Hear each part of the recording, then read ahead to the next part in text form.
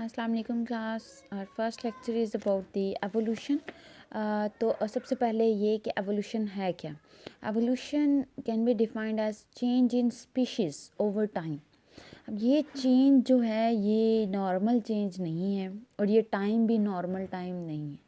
इस चेंज का मतलब है that species is changing. Species convert हो रही है, एक स्पीशी इतनी चेंज हो रही है कि वो अब उस स्पीशी से बिलोंग करती हुई नहीं लग रही है, बल्कि वो एक और स्पीशी, एक दूसरी स्पीशी में ट्रांसफॉर्म हो गई है। और ये टाइम से क्या मुराद है? टाइम से मुराद हमारा यूजुअल टाइम नहीं है, बल्कि इस टाइम से मुराद एवोल्यूशनरी टाइम है, जो कि मिलियन ऑफ ईयर्स पर मुश्तमिल होता है। एवोल्यूशन की ज़्यादा प्रॉपर डेफिनेशन ये भी है कि evolution is change in heritable characteristics of biological population over successive generations. Generation after generation वो करेक्टर जो हेरिटेबल होते हैं, यानी नेक्स्ट जनरेशन में पास ऑन हो सकते हैं, उन करेक्टर्स का में चेंज आ जाना, इन करेक्टर में चेंज आ जाने की वजह से स्पीशी में चेंज आ जाता है और फिर पूरी की पूरी स्पीशी जो है वो ट्रांसफॉर्म हो जाती है into some other species. So that is what we called as evolution. आपने एवोल्यूशन के हवाले से डार्विन्स थ्योरी को पढ़ा होगा, जो कि natural selection theory of natural selection है, जिसमें डार्विन कहता है कि नेचुरल सिलेक्शन की वजह से एक पॉपुलेशन जो है वो दूसरी पॉपुलेशन में कन्वर्ट हो जाती है। ये थ्योरी, डार्विन की ये थ्योरी जो है, ये जिस एवोल्यूशन को जो है वो एक्सप्लेन कर रही है, वो है मैक्रो एवोल्यूशन। मैक्रो एवोल्यूशन में क्या है? That is change in species level. Species level पे जो चेंज आता है, जिसमें एक स्पीशी ही चेंज हो जाती है इनटू सम अदर स्पीशी, या एक स्पीशी के कुछ मेंबर दूसरी स्पीशी में कन्वर्ट हो जाते हैं, तो ये जो है ये कहलाती है मैक्रो एवोल्यूशन। लेकिन हम अब जो एवोल्यूशन पढ़ेंगे, जिसके हम स्टूडेंट हैं, वो है micro evolution. And micro evolution mean change in gene pool. Gene pool में चेंज आना। Now what is gene pool? एक पॉपुलेशन में जितने भी जीन्स मौजूद हैं, वो सब के सब जीन्स, वो सब के सब अलील्स पॉपुलेशन का जीन पूल कहलाते हैं। I hope you understand what is a population, but for your recall I will explain its definition again, that population is a group of interbreeding members that belong to same species that are present in same area at the same time. They constitute the population. So if they are member of same species, it means that they must interbreed with each other, they will share their genes, they will share their alleles. Means that they together all the genes and alleles that this given population have, it constitute the gene pool. तो gene pool में change आना basically micro evolution कहलाता है, और ये gene pool में ही change है जो कि मैक्रो एवोल्यूशन को लेकर आता है। देन तो माइक्रो एवोल्यूशन की स्टडी के लिए इसका आप ये कह सकते हैं कि जो पिलर है जहाँ पे पूरी माइक्रो एवोल्यूशन खड़ी है, वो है हार्डी-वेनबर्ग थ्योरम। इसे हार्डी-वेनबर्ग इक्विलिब्रियम भी कहा जाता है, इसे हार्डी-वेनबर्ग इक्वेशन भी कहा जाता है, because Hardy and Weinberg both are mathematicians, और इन्होंने जो है वो अपनी फाइंडिंग्स को मैथमेटिकल फॉर्म में ही प्रेजेंट किया है। हम भी इसकी यही फॉर्म देखेंगे। But what is Hardy-Weinberg theorem? Hardy-Weinberg theorem is that allelic or gene frequencies and genotypic frequencies will remain constant in a population if certain characters are met with. Population की genic frequencies और genotypic frequencies में कोई change नहीं आता है अगर कुछ factors जो हैं वो कांस्टेंट रहें। और ये फैक्टर कौन कौन से हैं? I have highlighted these factor. There should be no selection, no migration, no mutation, no genetic drift, and mating should be random. Mating random होनी चाहिए। इन सभी फैक्टर्स को हम बाद में डिटेल में पढ़ने जा रहे हैं, इस वजह से फ़िलहाल इनका हवाला ही काफ़ी है। If Hardy-Weinberg theorem prevails, it means there will be no evolution. अगर पॉपुलेशन के जीन पूल में, जीनोटिपिक फ्रीक्वेंसीज में और जीन फ्रीक्वेंसीज में चेंज नहीं आता है, तो इसका मतलब है कि पॉपुलेशन जो है वो उसमें एवोल्यूशन नहीं हो रही। But question is what is gene frequencies and genotypic frequencies? Allelic frequencies क्या होती हैं? अलीलिक या जीन फ्रीक्वेंसीज, आप सब लोग जानते हैं कि हमारे जो करेक्टर्स हैं वो कंट्रोल करते हैं जीन, और ये जीन की मुख्तलिफ फॉर्म्स हम में पाई जा सकती हैं। ये जीन की मुख्तलिफ फॉर्म्स अलील कहलाती हैं। जैसे आई कलर की एग्जांपल लें तो आई कलर मुख्तलिफ टाइप के होते हैं, ब्लैक है, ग्रीन है, ब्लू है, ग्रे है। तो ये सब आई कलर को कंट्रोल करने वाला जीन जो है वो एक ही है, लेकिन उसके मुख्तलिफ फॉर्म्स हैं। कोई फॉर्म जो है वो ब्लैक कलर इम्पार्ट कर रही है, कोई फॉर्म ब्लू इम्पार्ट कर रही है, कोई ग्रीन इम्पार्ट कर रही है, तो इसका मतलब है कि ये मतलब अलील्स हैं।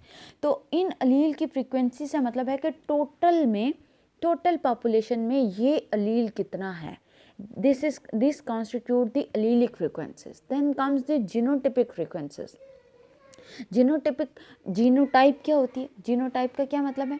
इंडिविजुअल की ये जो करेक्टर अपीयर, जो फिनोटाइप जो ये है, यानी इंडिविजुअल्स की कोई भी करेक्टर जो देखने में ऐसा है, तो जीनोटिपिकली वो कैसा है। जैसे कि कुछ इंडिविजुअल्स जो हैं वो टॉल हैं, तो हम कहते हैं कि इनमें इंडिविजुअल्स ऐसे हैं जो कि इसमें जीन्स ऐसे हैं जो कि टॉल हाइट इम्पार्ट कर रहे हैं। लेकिन ये जीन अब कैसे हैं? दोनों जीन ऐसे हैं जो कि टॉल इम्पार्ट कर रहे हैं, कैपिटल टी, तो इसका मतलब है कि ये पर्सन होमोजाइगस टॉल है।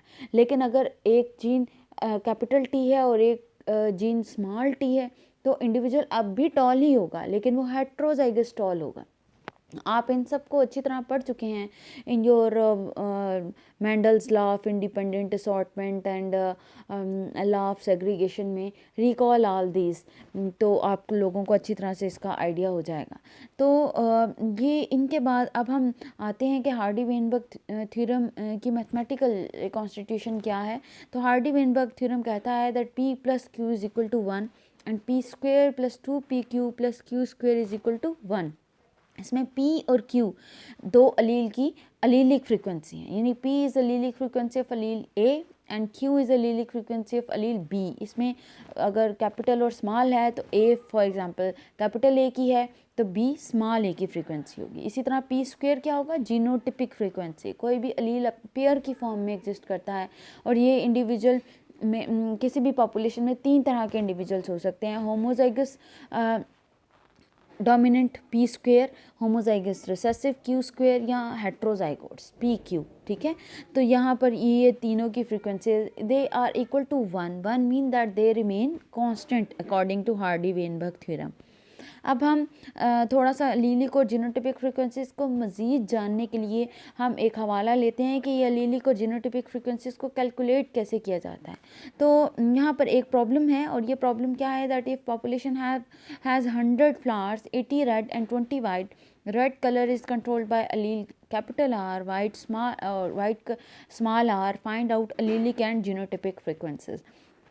तो ये जो वो इंडिविजुअल जो वाइट हैं, इसका मतलब है वाइट अगर स्मॉल r की वजह से है तो ये होमोजाइगस वाइट हैं, क्योंकि जो रेड हैं वो दो तरह के रेड हो सकते हैं, कैपिटल R और कैपिटल R स्मॉल r।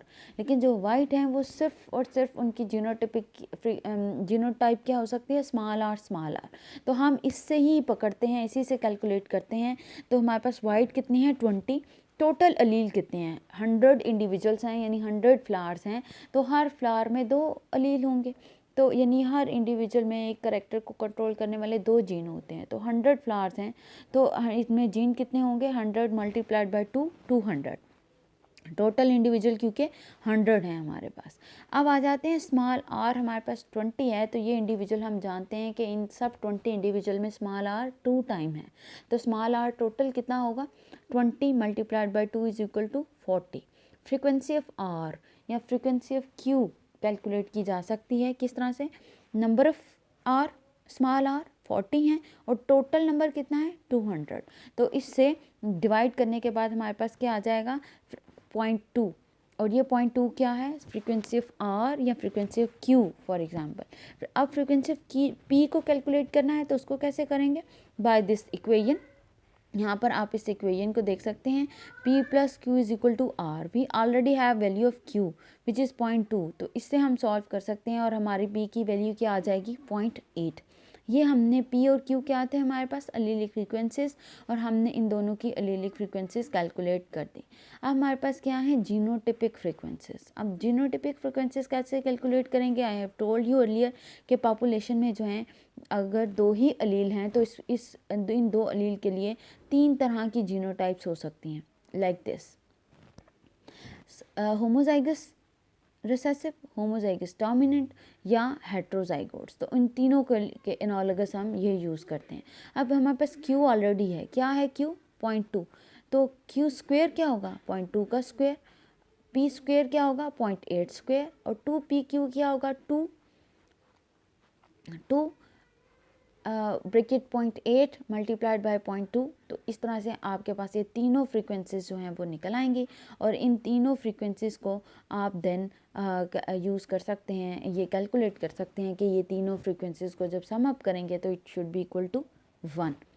तो क्लास ये जो आपका लेक्चर है ये आपकी बुक में से नहीं है, ये लेक्चर आपको मैंने दिया है इसलिए ताकि आपके पास बेसिक कॉन्सेप्ट्स हो जाएं। आप इस लेक्चर को प्रिपेयर कर सकते हो फ्रॉम योर एफएसए बुक। आपको याद होगा उसमें आपने हार्डी वेनबर्ग थ्योरम पढ़ा है, आपने शायद बॉटनी की किसी बुक में भी हार्डी वेनबर्ग थ्योरम पढ़ रखा है, तो आप वहाँ से कर लो या फिर आप जो है वो अपनी एफएससी की बुक से कर लो, कहीं से भी कर लो। मेन आइडिया आज के लेक्चर का ये है कि आपको अलीलिक फ्रिक्वेंसीज और जीनोटाइपिक फ्रिक्वेंसी का पता हो कि क्या है, आपको पी क्यू का पता हो, पी स्क्वायर का पता हो, क्यू स्क्वायर का पता हो जब भी, क्योंकि अब बार बार हम जो है वो इन्हीं बातों पर बात करेंगे। तो आप लोगों का ये जो बेसिक पॉइंट्स हैं ये क्लियर होने चाहिए। When ever I talked about allelic frequency तो आपके फ़ौरन जहन में आना चाहिए कि ये क्या है। जब जीनोटाइपिक फ्रीक्वेंसी का पूछा जाए तो फ़ौरन पता होना चाहिए। तो क्लियर योर कॉन्सेप्ट्स। अगर आपको इस लेक्चर से अच्छे क्लियर नहीं हो रहे, थोड़ी सी एफर्ट खुद से कर लें, मुझसे क्वेश्चन करें या फिर खुद से इसको इंटरनेट पे सर्च करें, अपनी पुरानी बुक्स में सर्च करके तो इन सभी पॉइंट्स को क्लियर करें। There will be lots of other numericals as well जो कि आपको करवाए जाएंगे, आपसे पूछे भी जाएंगे, आपके प्रैक्टिकल नोटबुक से भी करवाए जाएंगे। तो वो वक्त गुजरने के साथ साथ हम इन न्यूमेरिकल्स को करेंगे। फ़िलहाल के लिए इतना काफ़ी है, आप इसको अच्छी तरह से प्रिपेयर करें।